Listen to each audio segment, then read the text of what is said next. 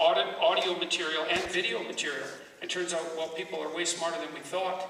And so that's really cool, and hopefully, I'm hoping that the political dialogue in the next decade, let's say, will be, those who engage in the political dialogue will be forced to adopt the long-form media so that we can find out if they have a clue. So I talked to Joe Rogan a couple of times about this, about his 3-hour interviews, you know, because a 3-hour interview, it's like, that's a long interview, man. By the time you're done with that, it's like, you don't have any thoughts left. If you had any to begin with, they're all sucked out of your head, they're done. And I asked him how people coped with that, and he said, well, some of his guests sort of ran out of steam at 45 minutes. They're just out of ideas, you know. And then other people can go on and on for, you know, the whole 3 hours, and hopefully in a relatively engaging manner. And so it seems to me that that would be a good test, again, for anybody who's seeking complex political office. It's like, can you handle yourself in a spontaneous interview for 3 hours? Or do you have to be handled so that everything that you say is pre-crafted and pre-scripted? Because that's just not good. And so, let's see, so is that everything? I started writing my second book. I'm about halfway through it, so that's kind of cool.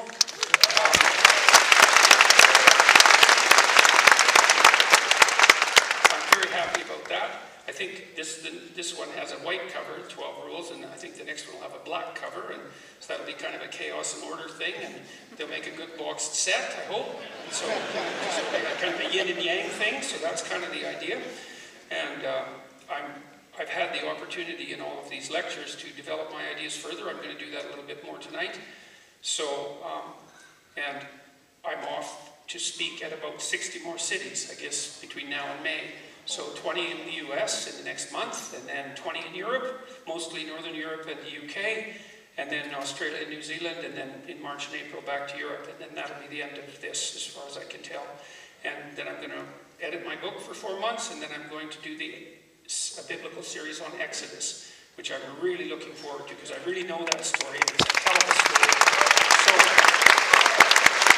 So that's the plan.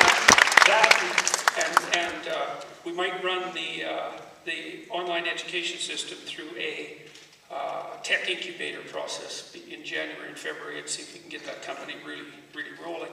There's lots of people who are interested in it, and so that should be exciting as well. And that'll probably happen in San Francisco or LA.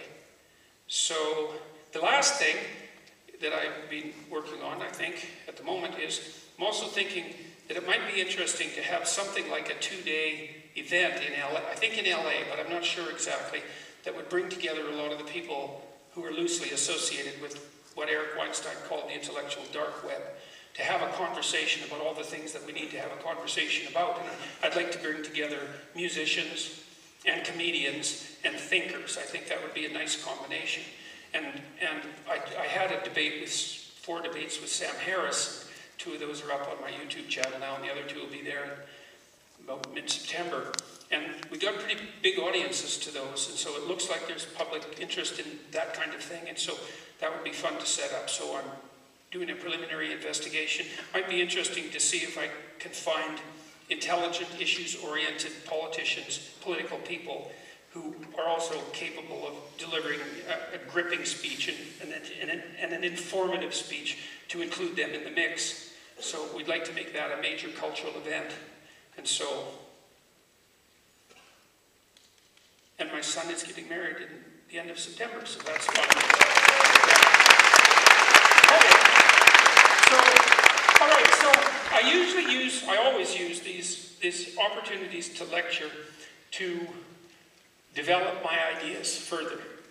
And so I'm going to try to do that again tonight. I want to concentrate on 2 rules. I'm going to concentrate on Rule 10, which is be precise in your speech, and Rule 1, which is stand up straight with your shoulders back. And I'm going to try to weave them together a little bit. And I'm going to use a theme, because I usually sit, before I come out and do a lecture, I sit in the green room, in backstage, and think, okay, there's some problem I'm addressing. I'm always working on some set of problems. I'm always thinking about some set of problems. So they're active in my mind. It's like, what's the problem that I'm trying to address tonight? What should I hit? It's like an essay topic, because if you're writing an essay, this is a good thing to know if you have to write something, is you should have a problem, because like, what are you doing writing if you don't have a problem to solve? It's the same if you're engaged in anything creative. If you're not trying to solve a problem, you're not engaged in anything creative. It's more like imitation of creativity or something like that. So I thought what I would talk about today is something like aim and the idea of aim. And so I'm going to bounce around that idea and associate it with the idea of precision in speech, and also the idea of hierarchy, which is what's developed in Rule 1, because I've been thinking a lot about hierarchies. And I think that's partly because of all the chapters in my book, the one that's attracted the most criticism, strangely enough, as far as I'm concerned, it was chapter 1, which is the chapter that features lobsters. Now, I think the reason for that is that the people who are particularly critical of what I'm doing can't read more than one chapter of a book, so, or at least my book, so they get stuck there and they misinterpret it, but you know, maybe that's mean, and I hope it is. But it's really, it's been useful, you know, because it's made me think more about it and to make the arguments more clear. So, because I've been trying to figure out exactly what a hierarchy is. And, you know, people said, well, I think it was Kathy Newman who said, so you want to organize human society along the lines of lobsters. It's like, can you really think of a stupider question than that? You know, I mean, I don't even know what to think about a question like that. It's like, yeah, that's exactly what I thought. If we can't manage lobsters, maybe we can hit like the level of spiders or something like that. So what I was trying to do was to point out, this is something very, very important. I was trying to point out that most creatures who have to interact socially, regardless of their level of biological complexity, so across the entire biological landscape, organize themselves into hierarchies. Okay, so now you might say, well, that doesn't mean that people should organize themselves into hierarchies. And that's actually true, because just because something is doesn't mean it should be. Fair enough. That's not the point, though. The broader point is, if social animals, all the way up from glorified insects to human beings, organize themselves into hierarchies, or at least that's a very common form of organization, you can't blame the existence of hierarchies on Western culture or capitalism. And that's a big deal, right? So you can still take the leftist stance and you can say, well, yeah, you can't blame hierarchies on Western culture or capitalism, but you can still be concerned with their negative consequences. Like, yeah, fair enough, absolutely. But if you're really concerned with their negative consequences, you might want to get the causal pathway to their development correct, right? And not misattribute the cause, because generally, not always, but if you're trying to solve a problem and you misattribute the cause of the problem, then your solution isn't going to work. Sometimes you get lucky and you solve the problem in some manner that has no relationship whatsoever to the cause of the problem. You know, that's like taking aspirin for a headache, say. But most of the time, you better get your causal analysis right. And it seems to me that if you're on the side of the dispossessed, which is what the radical leftists claim to be, then you should be really concerned with the nature of hierarchies in a way that's much deeper than some shallow criticism of Western society and capitalism. You might have to go way below that and say, look, the hierarchical structure is built, in some sense, built into the structure of social reality itself. It has negative consequences, which involve, you know, what would you call the clustering of resources at the top and the relative deprivation of people at the bottom. It's an inevitable consequence of the construction of a hierarchy, and we have to deal with that. But that makes it a deeper problem than one that's merely associated with capitalism. And so if you care about the dispossessed, then you'd think you'd go deeper down into the problem and try to figure out exactly what's going on. So we'll talk about that a little bit as well. Okay, so back to the idea of aim. So I'm going to wander around a little bit because I'm trying to put ideas together, a whole bunch of ideas. So here's the first one. So I was thinking about, I'll tell you a story. So my father happens to own about 300 single-shot rifles. So he lives in northern Alberta. It's a hunting culture. At least his part of the subculture is a hunting culture. And he's a gunsmith, and he knows everything you could possibly know about single-shot rifles. And that's always interested me. Not the rifles themselves, because it wasn't a passion that I shared. But the fact that he was so interested in them was really interesting to me. I guess that's because I'm more psychologically minded. It's like, what is it about this guy and his guns? Like, why is he so interested in them? And I thought about that for a very long time, because I tried to understand my father. He's quite a respectable person as far as I'm concerned. He's a tough guy, and he's smart, and he was very good to me when I was a kid, and he taught me a lot of things. So I have a lot of respect for him, even though he's a lot different than me. And so I thought about this, and I had an insight a couple of years ago. I thought, he told me that the reason he had single-shot rifles is because when he hunted, it was two things. He wanted to give the animal a chance. So that was the first thing. And he wanted to make sure that he aimed properly. Okay, so that was interesting. And he was also a target shooter. He's still alive, but he's getting a little too old to be a good shot now. It's a little too shaky, and his eyesight isn't as good as it could be, although I still think it's better than mine. He happens to be colorblind, and colorblind people have better eyesight for hunting, by the way. I don't know if you know that, but they do. They can see animals in the bush better than people with normal color vision. So, anyways, I thought about it for a long time, and I thought, I see what he's trying to do. He's trying to hit the target. It's symbolic. It's symbolic, because what you want to do in life is you want to hit the target. And you use a single-shot rifle, you only get one shot, so you have to be very, very careful. You have to be very, very precise in your aim. You have to be very skilled. And so he's acting out, in a technological way, this central idea, which is pick a damn target, aim at the center, make yourself skilled, and hit it. So, oh, that's a pretty good realization. I wonder if that's the case. So then I went and talked to him. I said, I think I figured out why you like single-shot rifles so much. And so I explained that to him. He said, yeah, I think that's right. I thought, that's good. That's good. So I was happy about that. Well, and I've become very interested in the idea of aim. So you think about the metaphors we use. You know, people will say, what's the point? You know, or what's your aim? And then you think, that's interesting, because we know that there's an association between having a point and making a point and having an aim, and we know there's an association between that and the idea of meaning itself, right? Because when you say, what's the point, one of the things that you're also saying is, well, what does that mean? Life has no point. It's the same thing as saying that life is meaningless. And for something to have a point, then all of a sudden it has meaning. So to have a point is to have meaning. So that's very interesting. And that's associated with this idea of being precise in your speech. And, you know, and neurologically, this is really true. It's really fundamentally true. And we know this because we know a fair bit about how your brain is actually organized in relationship to the linkage between perception and motivation and emotion. So motivation, these are rough categories, but motivation is basically, motivation is the consequence of the action of instinctive systems that set your aim. So, for example, if you're hungry, well, then you aim at food, and if you're thirsty, well, then you aim at water. And the way that seems to work is like if you get hungry, maybe you're working on something that has nothing to do with food, and you start to get hungry. What happens is the hypothalamus, which is the fundamental brain area that's responsible for primordial motivation. There's a couple of them, but it's a major brain center. Very, very small, very deep in your brain, very, very ancient. It will start gripping the parts of your brain that produce fantasies. And so what happens is you get directly hungry, there's some physiological activation, but your brain starts to produce fantasies of food. There's like little movies of what you might do. Now, so that'd be a good thing to go into the kitchen and have a peanut butter sandwich. That idea will kind of pop up into your mind. And it's a simulation of the action that you might undertake if you were going to quell that motivated state. Right? And it's interesting because it's not directly deterministic.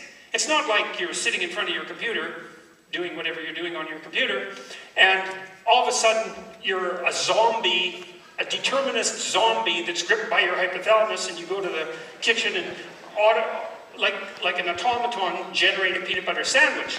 It isn't like that at all. What happens is that the hypothalamus suggests a new goal. And the goal is associated with a set of images, and the images are rough plans about how you might undertake that goal. And maybe a variety of those plans might emerge. You see the same thing when you go to a restaurant, you know, and you think, well, what do I want to eat? Which is a form of hunting in some sense, although a pretty privileged form of hunting. It's like, well, maybe I feel like this, or maybe I feel like this, or maybe I feel like this. Little vignettes will run through your head, and they're a reflection of the hypothalamic systems, which are way down in the base of your brain, interacting with the visual cortex, and allowing you to envision a set of possible futures, which you can then more or less choose to enact. Now, obviously, as you become more and more food deprived, the grip of your behavior and your imagery by the systems that mediate hunger becomes more and more intense, right? So maybe if you're deprived of food for a week, pretty much all you'll do is dream at night. All you'll do is dream about food, and it's really going to occupy your imagination during the day. And as you get closer and closer to starvation, then your attention is going to be focused more and more to a single point, and you get, in some sense, more deterministic. But you're never finally deterministic. There's some very interesting observations about that, and behavioral morality in accounts of people starving in books like Solzhenitsyn's Gulag Archipelago, which talked about how people could still conduct themselves under conditions of extreme privation, how much difference there was in human moral choice, even under conditions of absolute privation. So that's very interesting to know about. So anyways, what the hypothalamic systems do, and there's some other ones, there's one called the periaqueductal gray that seems to mediate pain responses, which is another form of motivation. It's usually get away is the motivation with regards to pain, or stay still so you don't injure yourself more. And fear is more of an emotion, though. And you can't exactly distinguish between emotions and motivations because they're not real categories. They overlap, and there isn't a separate brain system for emotion and one for motivation, right? They're just sort of rough category terms, and they don't bear a one-to-one relationship with the underlying biology, but they're still useful enough to discuss. So imagine that your hypothalamus sets your fundamental aim, whatever that happens to be, the basic aims, and then that focuses your perception. So for example, if you're hungry and you walk out of your office and you go into your kitchen, then what's going to happen is the world's going to set itself up around your aim, which is really, this is a fascinating thing to know, because it also sheds light on the relationship between ethics and perception in a fundamental way. It's really, I think it's a miraculous thing to know in some sense. So, anyways, if you're hungry and you go into the kitchen, then what you tend to see are all those things that are relevant to you acquiring food. And you don't see anything else. And I mean that literally. You think, yeah, you see the other things. It's like, no, you don't. You think you see them, but if you test it, you don't see them at all because you're way blinder than you think. And when you look at the world, you see way less of it than you imagine that you see. And what you tend to see are things that are useful while you're pursuing your goal, and things that might get in the way. And you don't even necessarily see things that might get in the way until they get in the way. And so the world constructs itself in terms of how you interact with it in relationship to your goals. And you think about that for a minute, that means, oh, well, that's so interesting. If the world reveals itself to you as an unbearable place, there's some possibility that the reason for that is that your goal structure is warped, right? Because it's definitely the case that the world manifests itself even as objects, as tools and impediments, but also as things that have emotional tagging in relationship to what your goals are. Now, if you're thinking about just a simple goal, so to speak, like hunger or thirst, well, that's not so amazing a conclusion, But when you're thinking about higher order goals, and higher order goals are integrally associated with ethics, because ethics is, well, your ethical behavior is a consequence of what it is that you choose to pursue in your life. Well, there's an implication for that, which is that if the world isn't unfolding in front of you in a manner that you find acceptable, it's certainly possible that what you're aiming at is wrong. And that's a great thing to realize, because, well, if things aren't going for you the way that you want them to, then you kind of have two options. One is, man, the world's a horrible place, and that can turn you against the world, and I wouldn't recommend that, partly because you make the world a worse place then, but partly because if it's you against the world, buddy, you're outmatched, right? If it's you against reality, it's going to be one sad battle.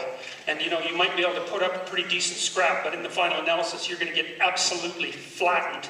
And so if reality itself is cursed and you're destined to be miserable, well, then too bad for you. But if there's some possibility that the way you're looking at things is making you suffer unduly, what that might mean is that you could reevaluate your ethical structure, and that would transform the way the world manifests itself to you. Now, Nietzsche kind of knew that, right? Nietzsche was the philosopher who announced the death of God, and he thought that what would have to happen to human beings is that we would have to generate our own values, a new set of values, and that would enable us to transcend this catastrophic dissolution of our previous belief system. Now, I don't think that Nietzsche's solution is actually practically possible or implementable for reasons I may get into later.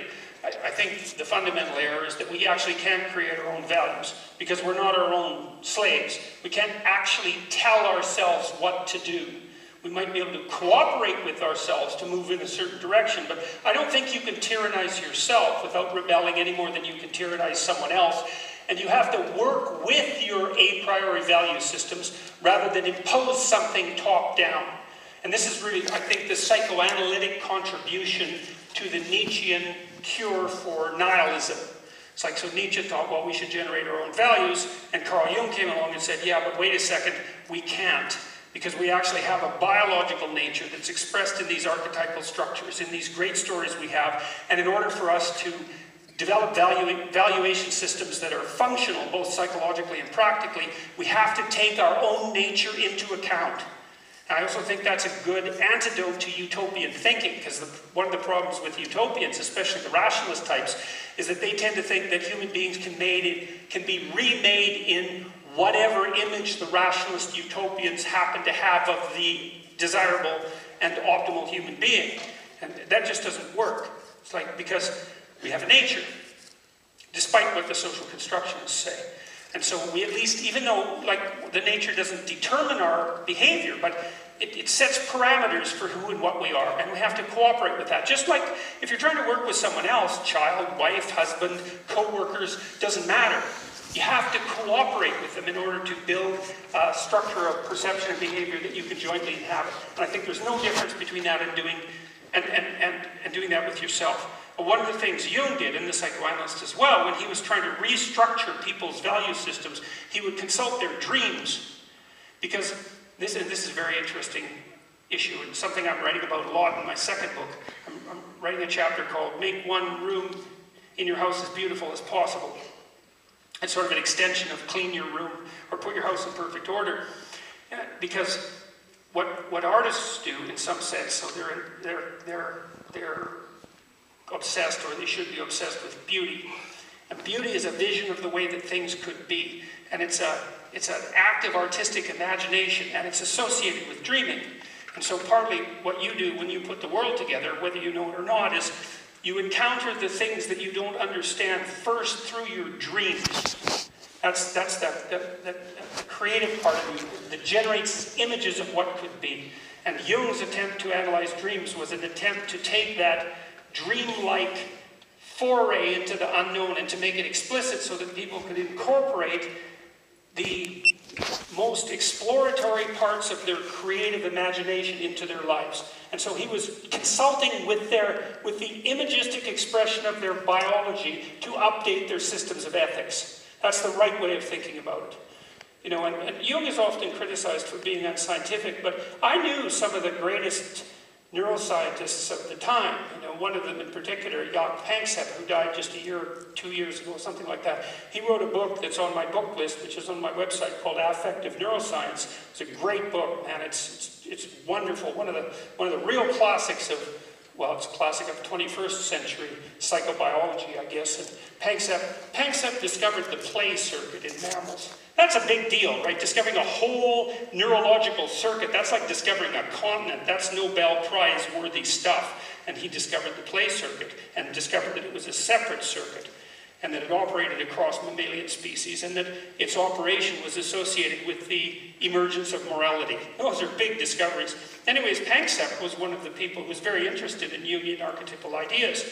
And my experience has been that the biological types, the psychologists who are very biologically oriented, are very much appreciative of Jung's ideas if they study emotion and motivation. So that's the instinctive level of cognition, whereas the people, like Sam Harris, for example, who study cortical function, which people tend to think of as the advanced part of the brain, which is wrong, by the way. It's not the advanced part of the brain. It's the part of the brain that your brain lets you use because if you do something stupid with it, you won't die instantly. So the complex parts of your brain, they make you breathe. right? Or they keep your heart going, or they regulate your digestion. You want to do that voluntarily? It's like, well, turn that over to your cortex. You can plan your digestion. Now, that's not going to work out very well for you. It's too long. You don't even know how you walk, much less how you digest.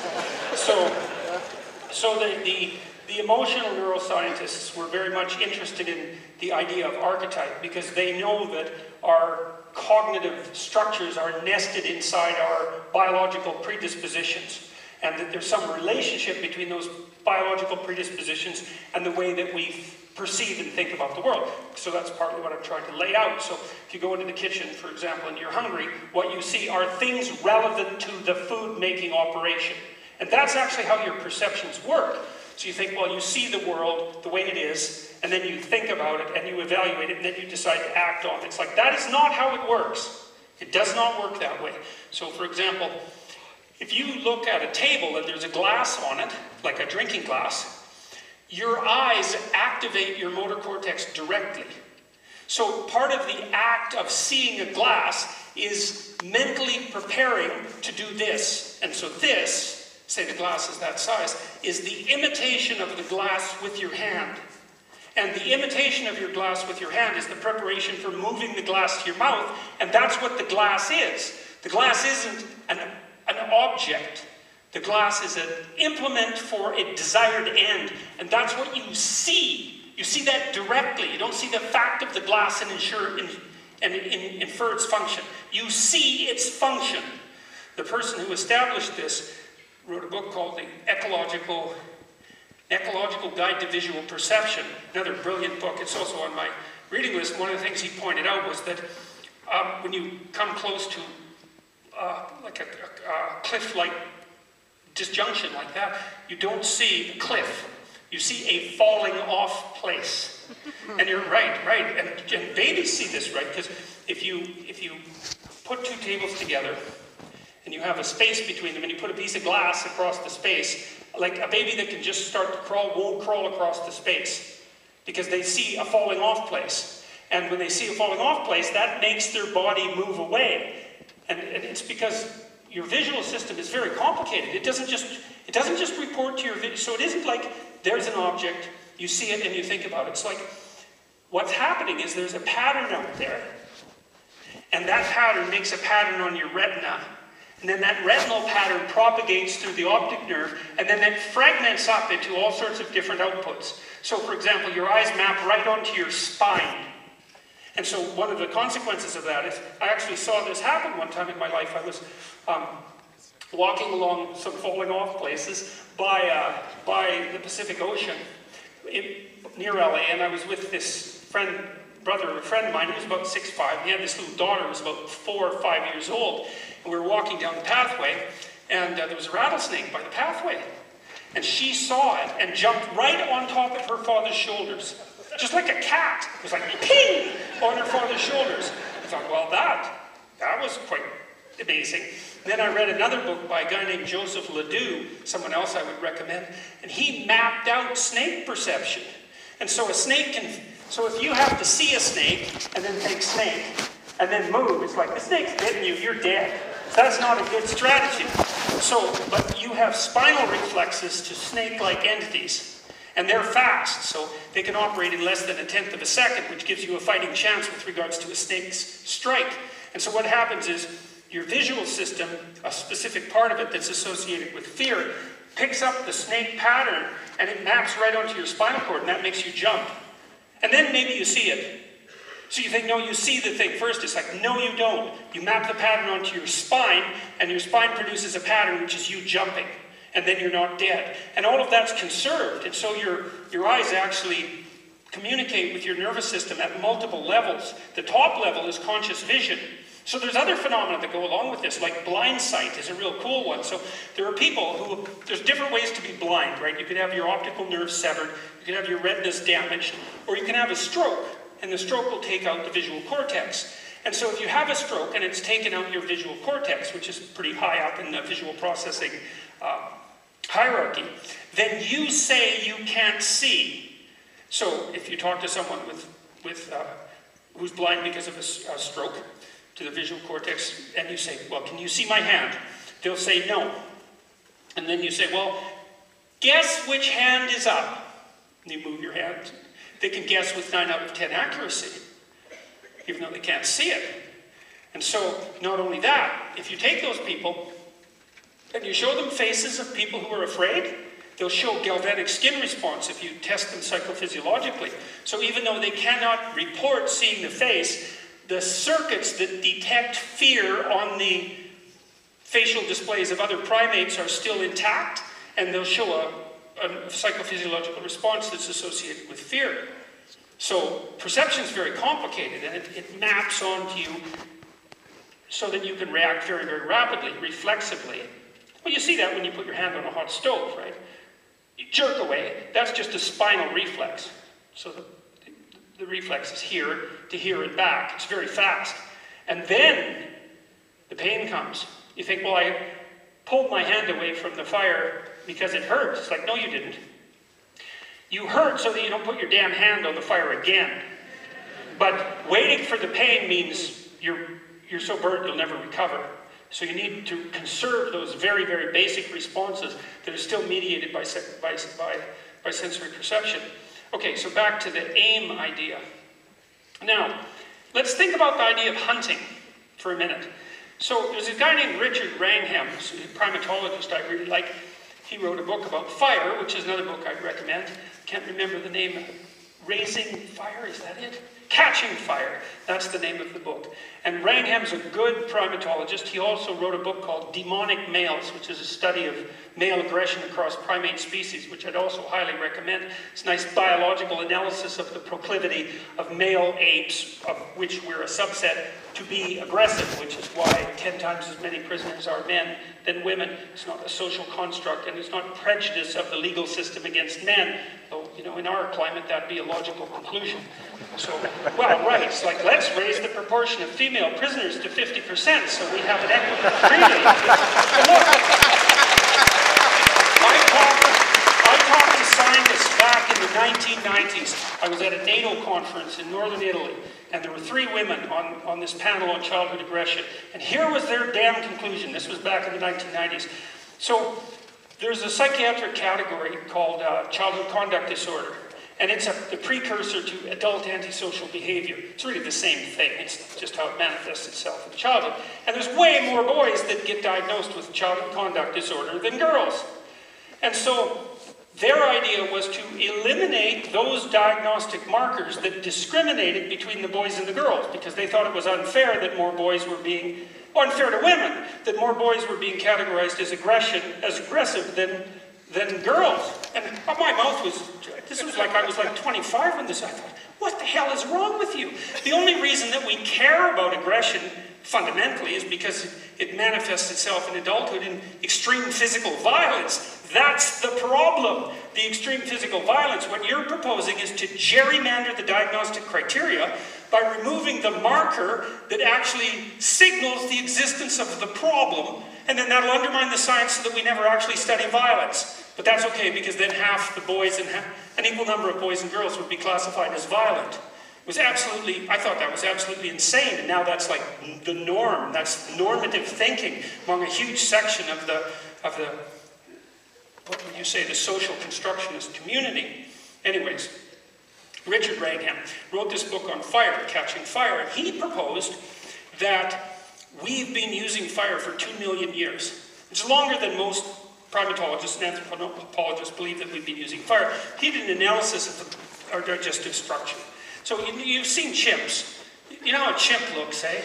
Chimp's about this high, very, very powerful, about 4 times as strong as a really strong man, but shaped kind of like this, like they're really wide. And the reason they're wide is because they're mostly intestinal tract. And the reason they're mostly intestinal tract is because most of what they eat are leaves. And you might think, well, it'd be good to just eat leaves, but here's the problem is chimps spend about 8 hours a day chewing, because leaves aren't actually edible. And so if you're going to eat leaves, like if you're a panda, those crazy animals only eat bamboo shoots. It's no bloody wonder they're almost extinct. It's like, bad choice there, guys. It's every 7 years the bamboo shoot crop fails, on average. That's really hard on the pandas. Anyways, Chimps have a huge digestive tract because they eat the stuff that's basically inedible and they have to spend all their time chewing.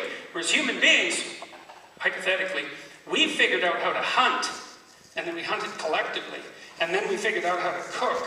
And so Wrangham's thesis is we traded gut for brain, which, you know, is arguably a good trade, and because cooked food is much more nutritionally dense, especially if it's high in protein and fat, and that's what you get if you hunt. And so the hunter, think about a hunter has an aim, right? An aim is an animal, obviously, to bring down an animal, and then you think about, well, what's the implication of that for what we're like? Well, human beings are very interesting creatures, right? Because, well, we stand up on 2 feet so we can see a long distance, and we can really see. We've got great vision, and we can really run. You know, like an adult human being can run almost any animal to death over the course of a week if he's in good shape. And so lots of hunters, the bushmen in the Kalahari Desert, for example, they just run down their prey. They just keep running after them till they basically die. Now, they have poison darts, and those things also work, but a lot of it's just, they just run the animals to exhaustion. And a man in good shape can run a horse to death in something like a week. So we're really good at running, and so we can run things down. And we're really good at taking aim. Then you think, well, how good are we at taking aim? How deeply is that built into us? Well, look, think about what we do. So first of all, we can throw. Right now, a chimp can throw a punch, and so can a kangaroo. So there's some other animals that can punch, but we can really throw a punch. But we're the only creatures that we know of that can throw a projectile. And to throw a projectile, you have to specify a target. And then you have to throw at the projectile, right? And then you have to hit it. And so, and if your success in hunting is dependent on that, it doesn't matter if you're throwing a rock, or wielding a stick, or maybe using a bow, or using a javelin, or something like that. It's all target specification and aim so that you hit the target, right? So that makes you a hunter. But then you hunt collectively, so that makes it more interesting. Think, well, what's a collective hunter like? So then you think, well, what's the point of hunting? And the point of hunting is to bring down an animal. Okay, the point of bringing down the animal is to eat. And the point of eating is to survive. But the point of eating to survive isn't to survive so that you can just have that animal. The point of eating to survive is so that you don't starve. So then the question might be, well, what makes a good hunter? And the answer might be, well, someone who can take aim, and fair enough, and who can throw. So there's prowess and accuracy that's associated with that. But let's say you start to hunt collectively, and even monkeys do that, or chimpanzees do that, by the way. So the precursors are laid down far down in the primatology, in our primate lineage. So imagine that to be a good hunter, you have to be able to aim, and see, and throw. And so you take aim, and you have a point, all of that, and you can point things out to other people. But then imagine that you also have to be able to organize the hunt. Because if you can organize the hunt, even if you can't aim yourself, if you can organize a hunt, well, then you're really valuable, because that's like a meta-aim, right? If you have 20 people who can hunt and you can organize them, it's like, that's an aim. It's a meta-aim. It's like you've taken the idea of aim and you've transmuted it into a sociological abstraction. You transmuted it into something like a form of ethical behavior. How can we organize ourselves tribally so that we can hunt effectively together, and then not just this hunt, right? Because, yeah, we're going to hunt tomorrow, but then we're going to hunt next week, and we're going to hunt next year, and we're going to hunt a year from now, and our children are going to hunt with us. And so it isn't just one hunt, it's many, many hunts. And so then we have to organize our tribe so that when we hunt, we split the food up so that the group stays coherent enough so that we can continue the hunt across time. Well, then you don't have to use your imagination very hard to understand how an ethic can emerge from that. It's a kind of game. You know, one thing I've lectured about fairly extensively is the idea of the emergence of morality from the structure of games. Like, you should play a game to win. Now, most games have a point and an aim, which is another indication, I think, of our fundamental hunting background, right? Because you think about all the things we do for entertainment, they're very hunting-like. You know, so basically what a basketball team is doing with the basketball is hunting down the hoop with the ball. And so when everyone's into that, they organize themselves into little hunting teams, and they compete, and it's so exciting that everybody will sit in the audience and watch that, and then we're really excited when we see someone do something that's particularly athletically spectacular, but we're also impressed when we see someone do something athletically spectacular in a way that's of maximal benefit to the rest of the team, or that maybe even transforms the whole game, right? Because that's even better than you see a great athlete who's a great sportsman, and then you think that's a great person. It's like, that's a good idea. It's like, that's the person who's got an aim, but who's transmuted the aim as well, so that they modify the entire structure of the cooperative game so that it becomes a better game, and that's a better aim, and that makes you a better hunter. Think, well, why does it make you a better hunter? It's like, well, do you want food today, or do you want food for the rest of your life? And so here's a rule. If you're going to be a good hunter, share what you kill.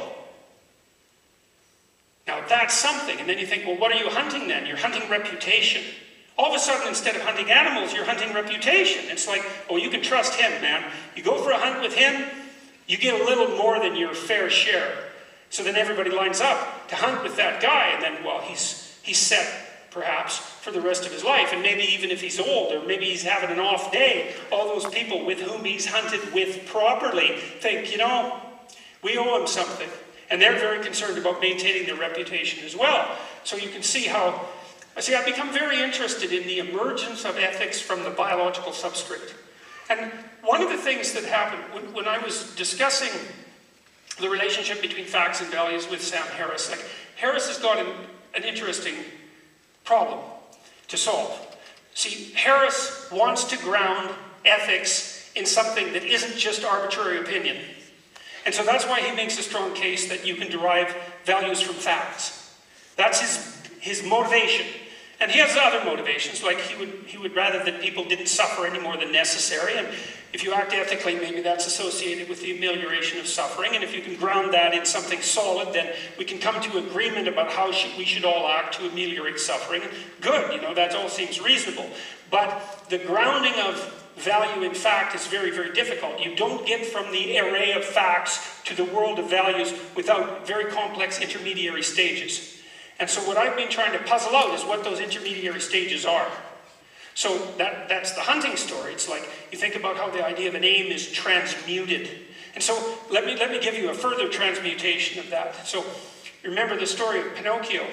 And so Geppetto has an aim, right? And it's turned into a cosmological aim, interestingly enough, because what you see at the beginning of the movie is Geppetto produces a child, essentially, who's a marionette, not autonomous, pulled, motivated and moved by forces that are beyond his control. Voiceless, wooden-headed, and naive, right? But full of possibility.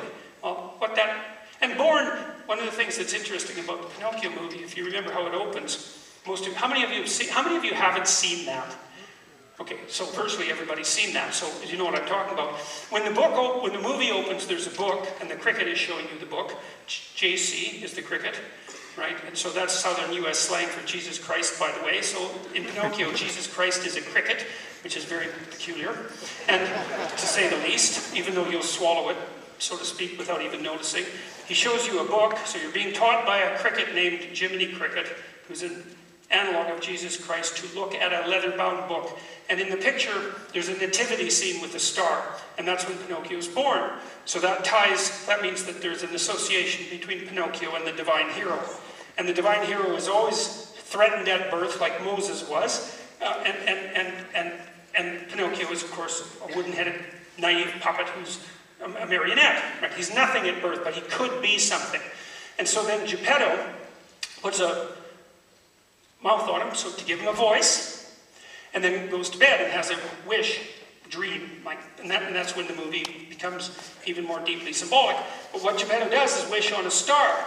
Now, stars are very interesting from a metaphorical perspective, because the star is something that glimmers in the night, right? It's a source of light in the darkness.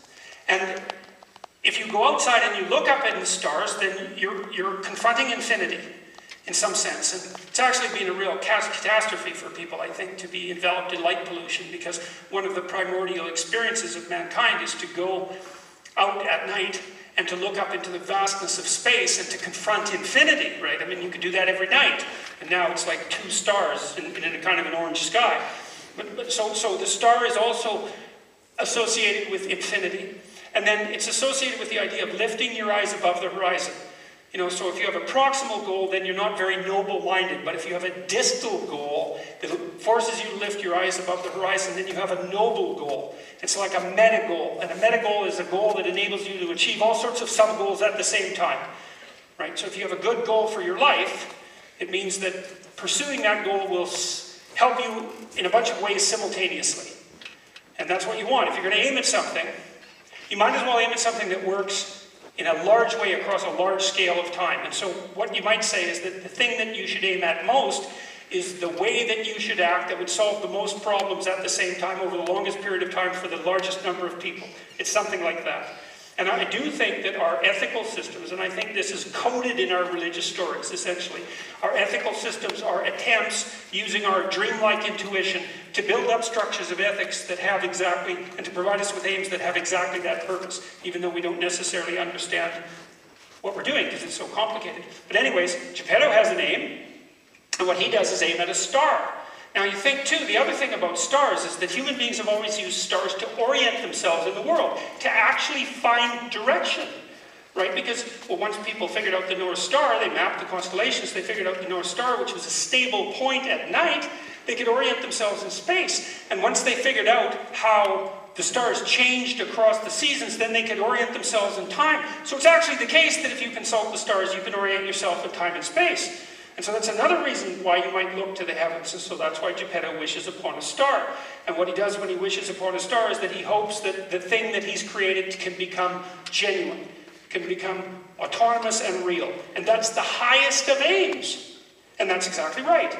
And so then there's the transformation story that's associated with Pinocchio. Is this story of that coming to be, right? Pinocchio has to fight against deceit, because that's a major temptation. That's why his nose grows. He has to fight against being a neurotic victim, because the cat and the fox convince him to shirk his duties because he's sick and he needs a holiday on Pleasure Island. It's like his university advertisement, essentially. Are you sick and victimized? Come to Pleasure Island. Our university will allow you to extend your adolescence for 4 years with no responsibility, and all you have to do is sacrifice your entire financial future to our administrators. What a deal!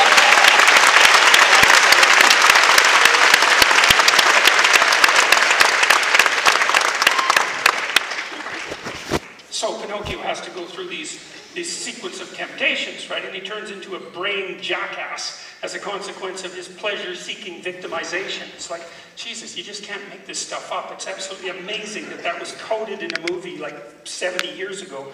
So, and then strangely enough, in the climax scene, he has to go to the bottom of the world to rescue his father from a whale, right? And that's the thing that transforms him finally into an autonomous individual. And it's a very strange thing too. And I did figure out more about what that meant in the last few weeks. So thought, so here's a cool, this is so cool. This really took me like 30 years to figure out.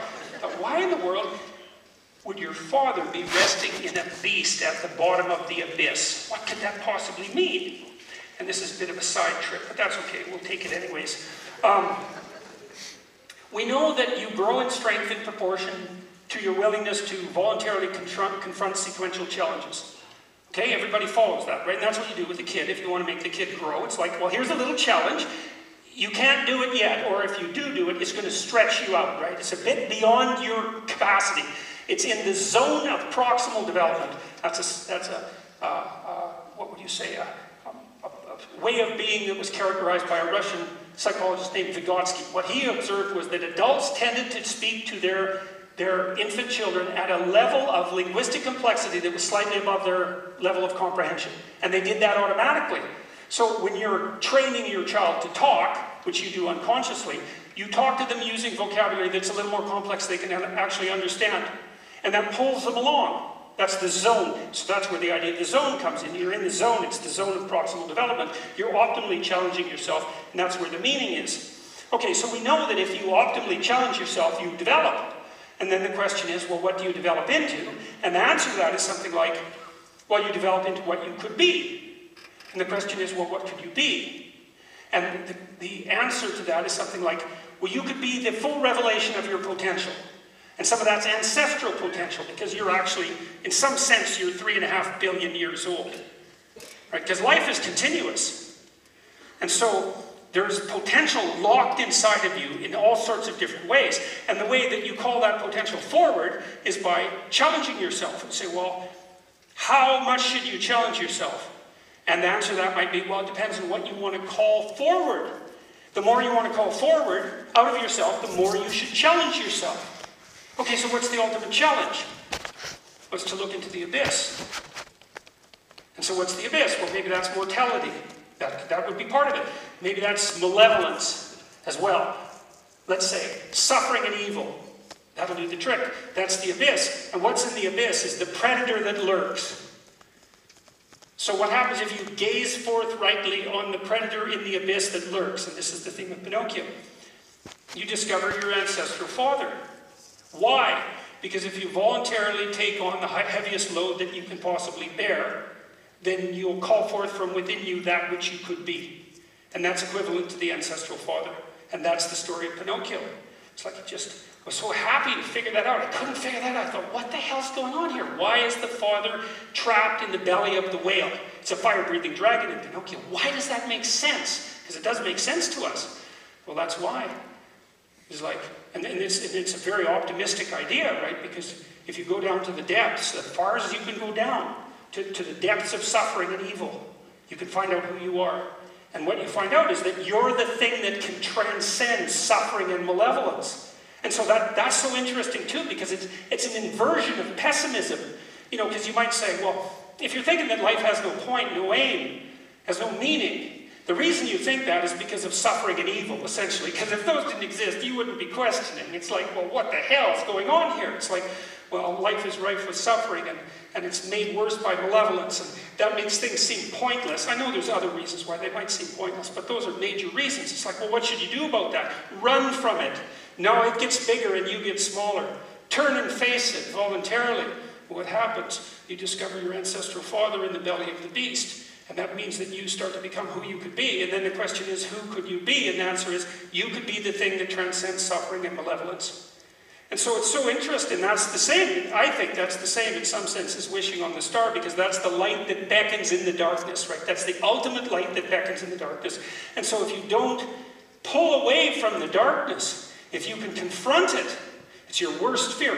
Carl Jung said, Insterquilinas invenitur. He derived that from the alchemical literature. What you want most will be found where you least want to look. That's the hero story in and of itself. Why? Because what you can be will not reveal itself unless you challenge yourself out maximally. And then the question is, well, what is it that can reveal itself within you? And the answer to that is, terrible as suffering and malevolence is. And I would say it's ultimately terrible in some sense. There's something in you that's more powerful than that.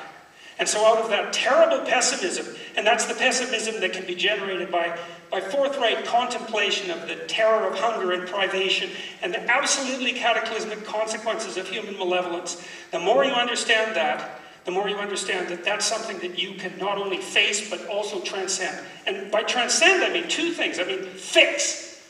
I mean deal with, I mean lessen, right? Because you can reduce suffering and you can constrain malevolence and you can start with yourself. And so you can do it practically, but also it works psychologically because there isn't anything more meaningful than that.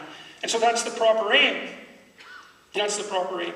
And so that's what you hunt for if you're a real hunter, is that proper aim, right? That's what you're taking aim at. And that's a bit of a description of how that great ethic of aim and meta-aim emerged from that underlying biological platform, how it's written into us in some sense. So, thank you.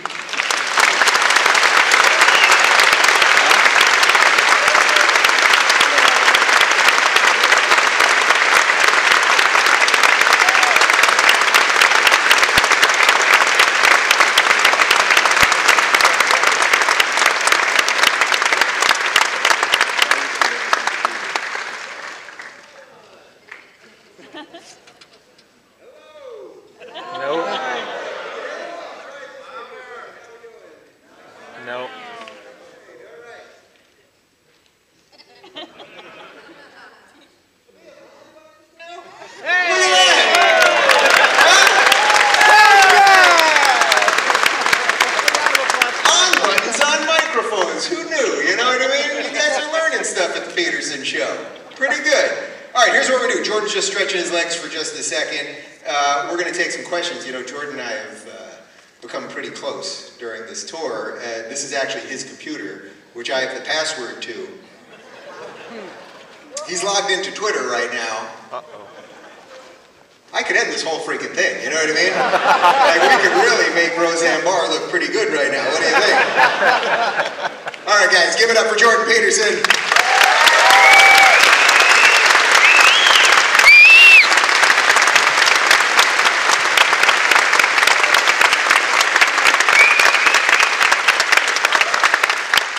I think we've got John along, eh? Yeah. That whole on thing, man, that's a killer. I'm an old pro, my friend, an old pro. All right, well, before we dive into any of these, since, you know, we did about 45 shows together or so, and we took about a month and a half off here, and it's good to be back, right? Like, you seemed like very sharp Jordan Peterson to me. What does Jordan Peterson do when he's not working? Eat steak. Yeah. I spend lots of time with my family, really. That's mostly what I do. Well, that's really mostly what I've done ever since I've had kids and got married, I would say. Is, you know, although I spend a bunch of time with my parents, I spend a bunch of time with Tammy's family. Her sister is going to be traveling with us for the next while. I spend a lot of time with my kids. I have a new granddaughter. She's 13 months old, so it's good to spend time with her. And I spend I've spent quite a bit of time writing. I think I've written 10,000 words or something like that in the last month. And some of that I've been laying out some of what I've been thinking about tonight. That's all being woven in one way or another into the next book. I didn't get a real chance to talk about hierarchies tonight, just too bad. Hierarchy is the way that those meta-aims are instantiated in a social context, right? They're not hierarchies of power, they're hierarchies of competence. That's a very important thing to know too. And so that's something I really want to work out more and more, because a lot of the critique of our society, especially from the radical left, is that Western society is a corrupt, tyrannical patriarchy, something like that, based on power. It's like, well, it's not corrupt compared to most cultures and to all cultures throughout history. It's actually pretty damn honest. It's actually not based on power, except when it becomes corrupt. It's based on competence. Competence is the ability to do a job that needs to be done well. Jobs that need to be done ameliorate suffering and constrain malevolence. And so everyone agrees that they need to be done. So the idea that hierarchies in and of themselves are what would you call them, need to be torn down and replaced by completely flat structures it's an insane idea. It's based on an absolute misapprehension of the way the world works. Of course, for the postmodernists, there's no actual world, so it doesn't matter. So those are the sorts of... So what I've done in my time off is spent a lot of time with my family. I've done quite a lot of swimming and a bit of canoeing and some reading and a fair bit of writing and a lot of thinking and clarification, trying to weave all these things together, you know, because I'm trying to get everything to come together in this sort of musical way. And I'm hoping in my next book, so the plan is I want to make the next book I write better than this book I just wrote, because I don't want to publish it otherwise. It's got to be better. And it should extend the thinking that I've done and make it more elegant and more beautiful and more coherent and more useful, all of that. And so I'm thinking all the time about how that might be done. And some of that, you know, some of that I went through tonight. So, and that went pretty well, I think. So, Jordan Peterson swimming sounds like a great YouTube channel. What do you think? When did Jordan Peterson become a middle-aged male fashion icon?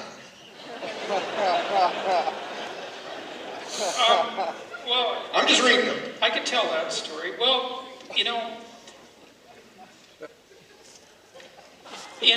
when I decided to do this tour, so what happened last year is that I did these biblical lectures and we decided to rent a theater to see what would happen. And what happened was everybody came to the theater, and there was about 500 seats, and it sold out all 15, and I thought, oh, that's pretty interesting. Who would have guessed that? Then I went to London, and my publishers, Penguin in London, rented a theater of, I think, 500, 600, something like that. It sold out in like 2 minutes. So they rented another one of 1,500, and it sold out virtually instantly. And then I was invited to Amsterdam, and it sold out. And I thought, oh, that's weird. It looks like I could rent a theater wherever I wanted to, and it would sell out. And I thought, well, that's interesting. Better do something about that. And then and at the same time, CAA, Creative Artist Agency, so there's this agency in LA called Creative Artist Agency, and they represent most of the people that you'd be familiar with in the entertainment world. And fortunately, they contacted me at about the same time, because I think I rented a theater in LA by myself, and that didn't go that very well. Yeah, that was the Orpheum. Well, it didn't go so well with the people I was renting, because I phoned them up. I said, well, I'm a professor from Toronto, and I'd like to rent your theater. And they thought, like, we've got a crooked narcissist on the line here, you know? So they were very skeptical about that. And of course, I didn't have the connections to do the rentals properly and all that, but they did rent it to me, and it did sell out, so that worked fine. But CAA showed up, and also Live Nation, who's been organizing this tour, and so we talked and started selling venues, or renting venues, and the tickets were going quickly. And so then I thought, oh, that's interesting. I'm going to be able to go around the world and talk to people. And I thought, well, I better do that right. And I thought, well, I should probably dress properly. And so then I was reading my 12 Rules for Life book for Penguin, reading it aloud. I actually knew what it said. Although you'd be amazed at what you forget, you know. But Jordan reads me a chapter of the book every night before the show. Yeah, it's how Dave goes to sleep at night. So anyways, I was reading it out loud for Audible, and the guy that was the sound engineer, he was the voice coach, so he would listen, and then if I made a mistake, he would tell me, and I'd reread it. He was very well dressed, and I thought, oh, look, he's very well dressed. He probably knows something about clothes. It was quite market, you know, so I talked to him a bunch about clothes, and he recommended this place in Toronto. And so I went there, and they let them provide me with 2 suits, which were way too expensive, and I just felt terrible about it. I thought, Jesus, nobody in the right mind should ever buy a suit for that much money. That's just completely insane. But I thought, no way, man, it was a nice suit. My daughter liked it. Everybody approved of it. I thought, no, I'm trying to do this right. I'm going to do everything I possibly can to do this as right as I can. Thought, well, I'm going to be in front of 100,000 people. It's like, buy a good suit. So I did. I bought a couple of them, and I bought a couple more, and it was actually a good idea. I would have never guessed it, but I did write in my rules, you know, the original list of 40, dress like the person you want to become. And so that seems right. So that's the story, man. This is a new one for the occasion. I just wanted to do it. One of the things that's been fun is that a lot of people who come to these talks, the younger guys especially, dress up. And so I've seen lots of people in suits, and that's pretty fun. It's like, look at that, people are dressing like adults. They've been dressing like 10-year-olds that have been inflated with a bicycle pump since 1967. So you go to Washington, that's exactly what it looks like. You see the 10-year-olds, they've got shorts on and ugly t-shirts, and then their dads, exactly the same, except pumped up with a bicycle pump. I mean, Washington is a very hot swamp, so it's not surprising, but still, it's not. I think it's a mistake. I think it's a mistake for people to dress like children.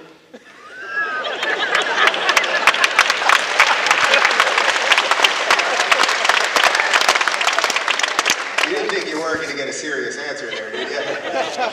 The real question is, did you get your shoes in Rochester? Because I did. Okay. Those are nice, man. There you go.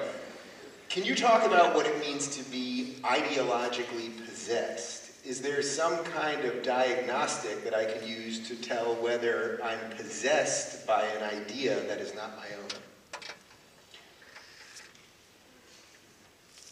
I don't know if there's a diagnostic you can use.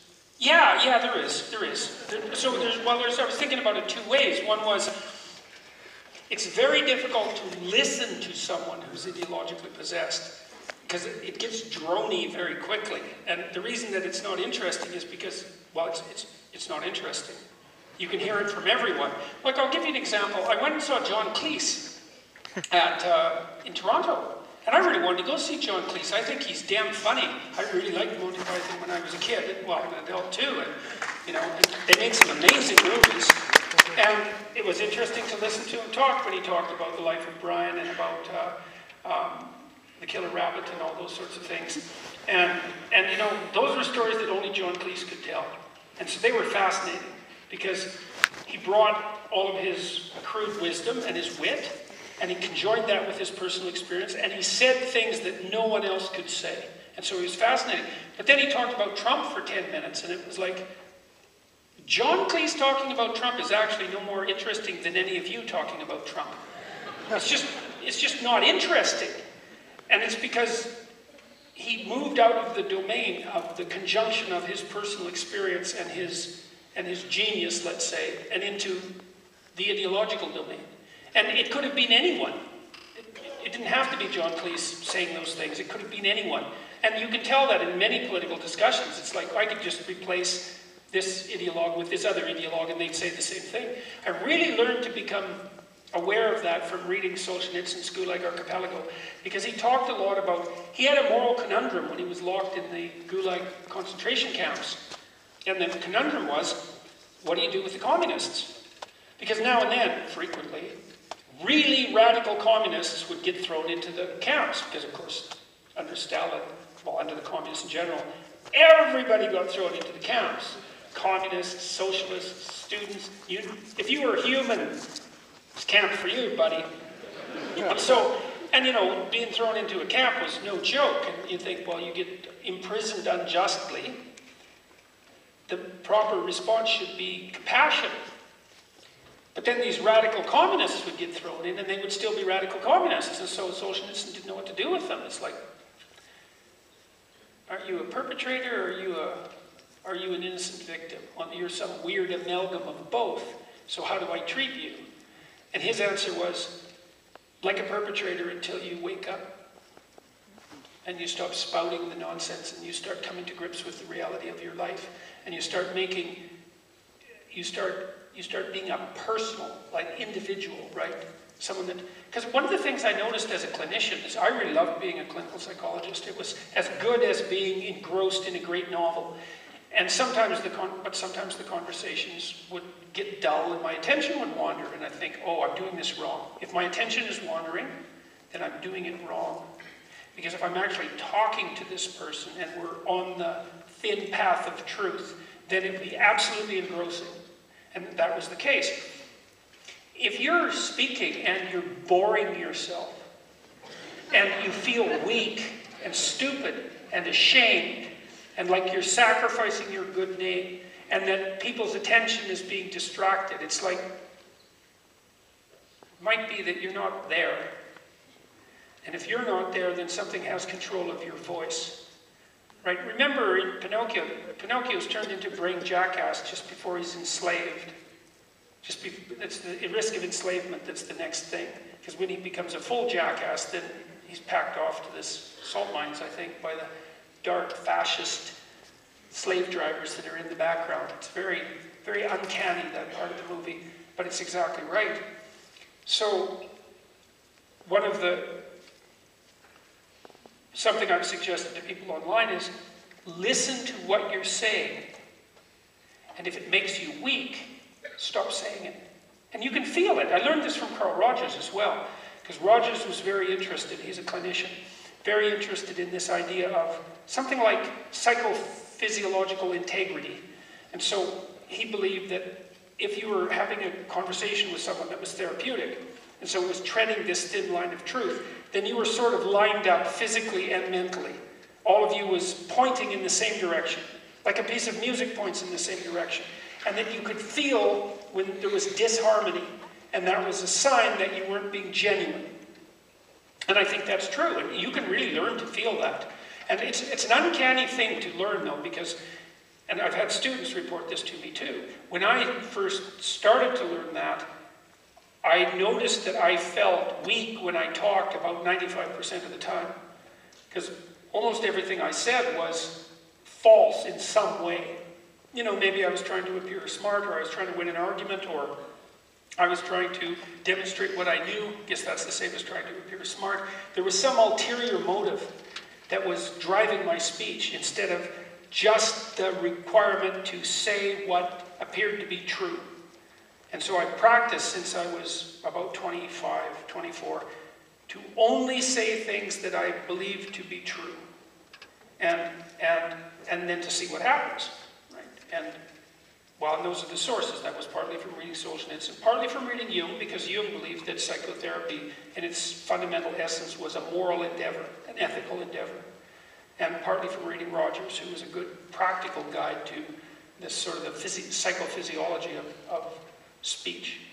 So, how much of that do you feel when you're doing these talks, when you're really in the groove? Because I can notice on certain nights when I think you're really, like tonight, we haven't been doing this for a while, I felt like you were really, really sharp, but there are moments where it like really tightens up. Yeah, and well, then some moments of it's, when I see you exploring. well, there's other things too, like, you know, the depth that you can reach is also dependent to some degree on your state of mental and physical health, you know, and so I haven't been at my sharpest this whole tour, you know, so parts of tonight were good. I was cooking tonight, you know, things were snapping along pretty nicely, and but I think some of it's because, like, the last 2 years have been very challenging, let's say, and I've got very deep into the social media world, and some of that's not been very good for me. I've really pulled back from Twitter in the last month. Twitter is really toxic, man. It's rough, and so I think putting a bit of a barrier between myself and the constant barrage of unbelievably vitriolic comments is, surprise, surprise, is somewhat useful. Like, it's taken me a long time to figure out what to do because, you know, I have 800,000 Twitter followers, and so you think, well, you have some responsibility to communicate with all those people because that's a lot of people, and maybe there's some good that can come out of it. And like, these new technologies are very, very complex spaces to negotiate. And how much you should be in them and how much you should be out of them is very difficult to determine. But I pulled myself back a reasonable amount in the last month, and we haven't been traveling as much, and so I think I got some rest, and so I'm probably a little more alert and with it than I have been, and maybe less stressed by. And, you know, you said you were gone for a month, but probably there's been a bunch of hit pieces written, and they're actually starting to dwindle. You know, and more of the pieces, like there was a piece written about me the other day in Politico, and it was pretty positive. They didn't muck about with it. They mostly wrote what I said in the interview. And The Atlantic came out with a pretty positive piece. And I was on Dr. Oz yesterday, by the way. So we taped 3 podcasts yesterday. So we talked for about 4 hours. So I was pretty much done by the end of that. It was more of a marathon than Rogan. And I'm going back on the 12th to do a live show with him. And so that's an entry point into a much more mainstream audience, essentially. His demographic is basically women over 50. And so I wouldn't say that's a group that has been assiduously following me, but it's a nice group to be able to communicate with. And so hopefully the tide is turning, right? We'll see. We'll see.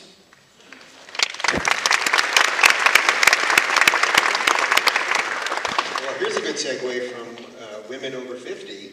You can change someone's life right now. As a 13-year-old, what is the best piece of advice to give me to ensure that I maintain a stable, healthy life?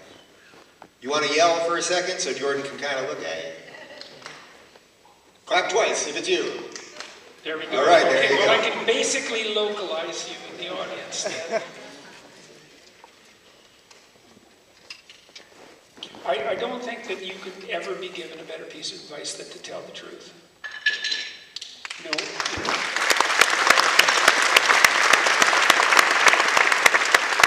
And if you could start practicing that now, then you might get really good at it, and then you'll be really something.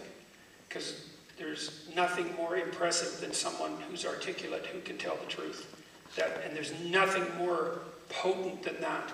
Now, what that means is you might have to take some knocks in the short term, because, you know, people aren't necessarily that happy when you point out things that everybody knows to be true, but that no one wants to talk about. Now, but I would also caution you, like, it's not an easy thing. You can't just blurt out what you think. That's not the same thing as telling the truth, right? Because you have to orient yourself right in the world. You have to be aiming at something. You have to be aiming at something good. You want things to be better than they are, and then use truth in the service of that. So it's like truth in the service of love.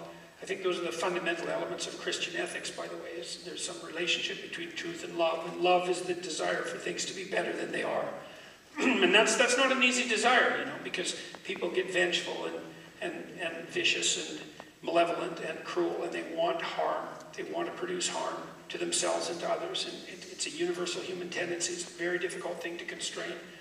So you have to want things to be better, and then you have to use truth in the service of that. But those are, if you can manage that, if you can start when you're 13, man, that'd be something. You know, because there's a lot of call for adolescents to be false, to go along with the crowd and all of that. And you have to be socialized. You have to make friends. Like, it's important to figure out how to fit in, but you don't want to sacrifice your soul to fit in. You want to retain it. And so, watch what you say. Watch what you write. Be careful with your language. Watch how you communicate, and tell the truth. That's the best thing you got going for you. You think about it. If you tell the truth, then you have reality on your side. That's a good ally. So it beats the hell out of the alternative.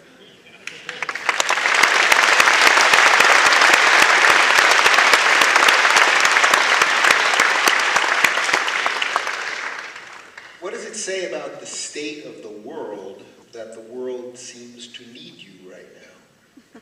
Yeah, that's terrifying. Well, look, I wouldn't say it's me. Like, you have to be very careful. This is something I learned from Carl Jung. It's exactly relevant to this question. He wrote a paper called Relations Between the Ego and the Unconscious. And it's a very strange paper, like many of the things that Carl Jung wrote. And it's about the danger of ego inflation.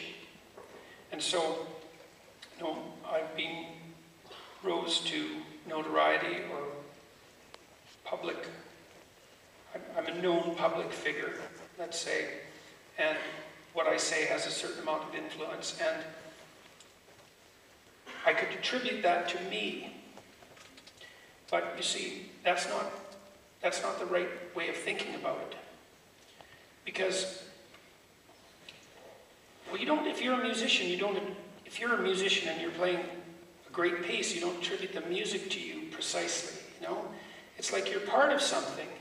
Maybe you're part of how that is expressed. So I'm part of the process by which archetypal ideas are expressed, but I am not the ideas. And to confuse yourself with the ideas is to court insanity. Hitler confused himself with the ideas. That's a bad idea. It's like, you know, here's another way of thinking about it. I wrote about this in 12 Rules. Every superhero has a what do you call that? It's like Peter Parker and Spider-Man. What is it? Well, no, his alter ego, right. Well, you don't know who the alter ego is. You don't know if it's Peter Parker or Spider-Man, right? But there's no Spider-Man without Peter Parker. There can't be, and there's no Superman without Clark Kent. Like, and there's actually a psychological truth there. So that's the relationship between the ego and the self. Okay, and the self is the superordinate. It's that which you could be if you were everything you could be. And there's something divine about it, in a real sense. It's the sum total of human potential insofar as that can be manifested in an individual. So it's like the genie. That's another way of thinking about it, because genie is associated with the root word for genius. And it's like the Brahman and the Atman in Hindu philosophy. So there's the you that's just you, and then there's the you that's part of the divinity of being human. And you need both of those, and you want to identify with the first one, not the divinity of human part. You want to identify with you. You're you. These other things can make themselves manifest through you in some sense, but you do not take You have to keep yourself separated. Jung used the image of the earth and the sun. The earth should not fall into the sun. It rotates around the sun. That's like the proper relationship between you and God in some sense. It's like there's a relationship there. But that doesn't make you God. And you have to never forget that.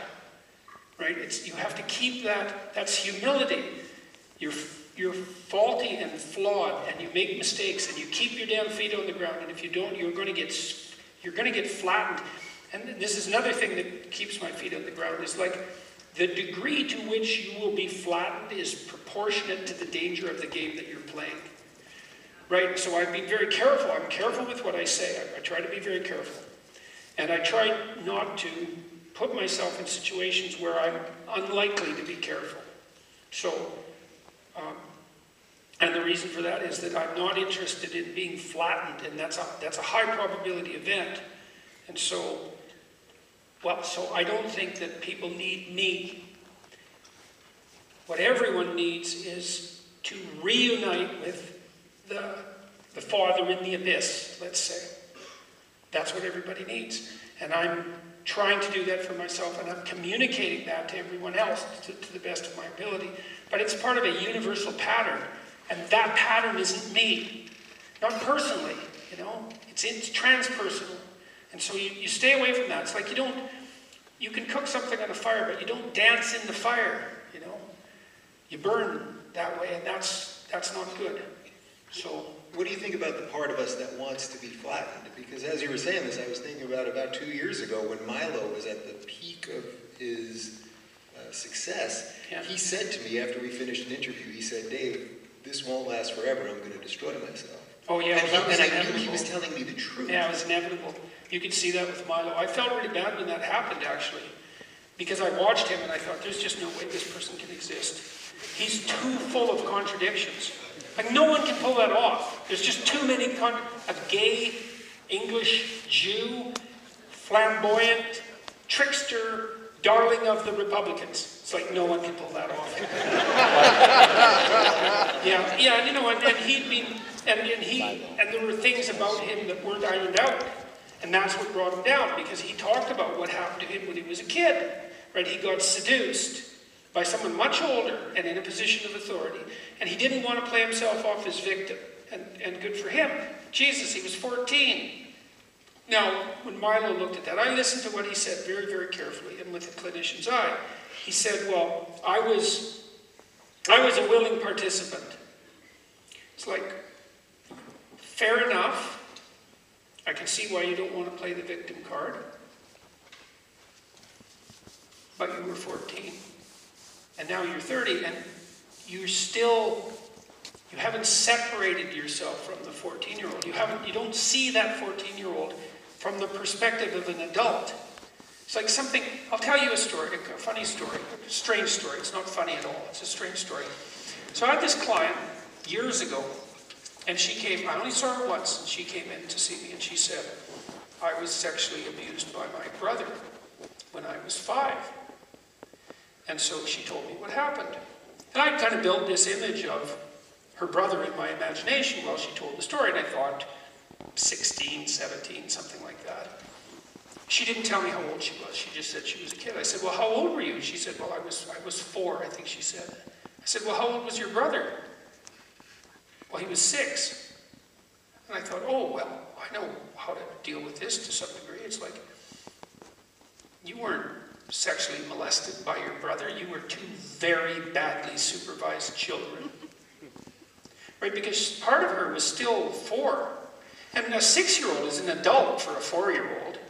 But a 6-year-old isn't an adult. And it was such an interesting interchange, because she walked away better. Now, I'm not saying that it fixed what had happened to her, because it didn't. But the memory of being assaulted by someone in authority is much ameliorated when you're 30 and you realize that one of you was 4 and the other was 6. It's a whole different story. But you can't have that story until you're 30. And it's so weird, too, because the past changed on her. It's like, well, how can the past change? It's fixed. It's like, well, it's not as fixed as you think. It's like, what happens now can change the past so strangely. Milo was like, and he talked about this, and then people went after him for justifying sex with children, something like that, which I thought that was really unfair, because I could see how confused he was ethically. And then he also said, well, this sort of thing is relatively common practice in the homosexual community. You know, the relationship between an older guy and a younger guy. So like that was just the combination of those two things.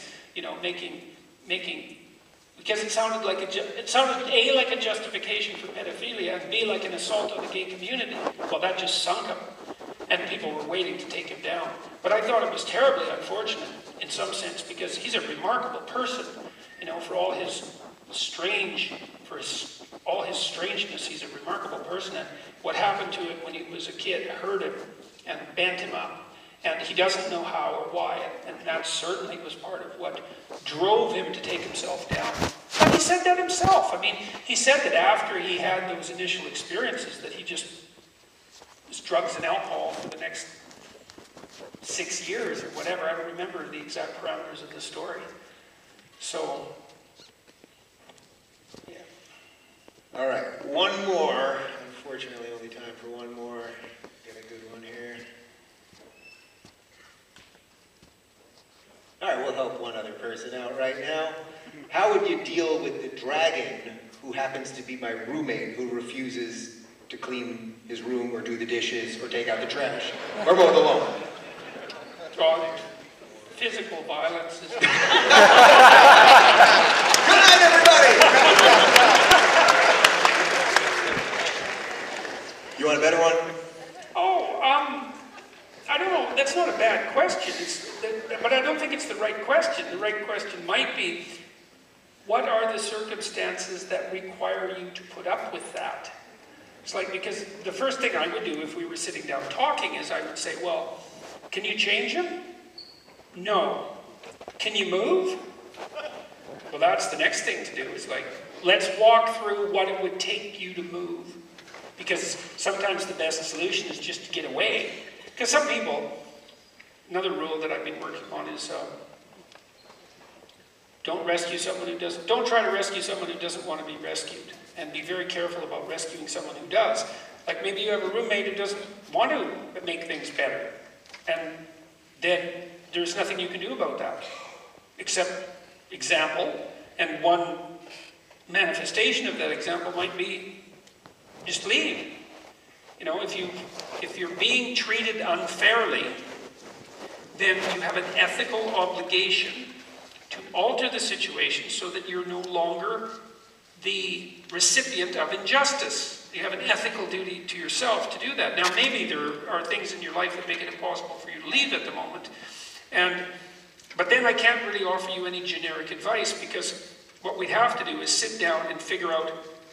I'd have to do a much more detailed analysis of your living situation and your interactions with your roommate to find out the entire story and to start thinking about a strategy that might aid you in your negotiations. Like, is it maybe you just can't negotiate? I'm not saying that's true, by the way, because I don't know who you are. Maybe you can negotiate like mad, but there's no way I can tell from the question where the locale of the problem is. But the first thing I would explore is like, what the hell are you doing there?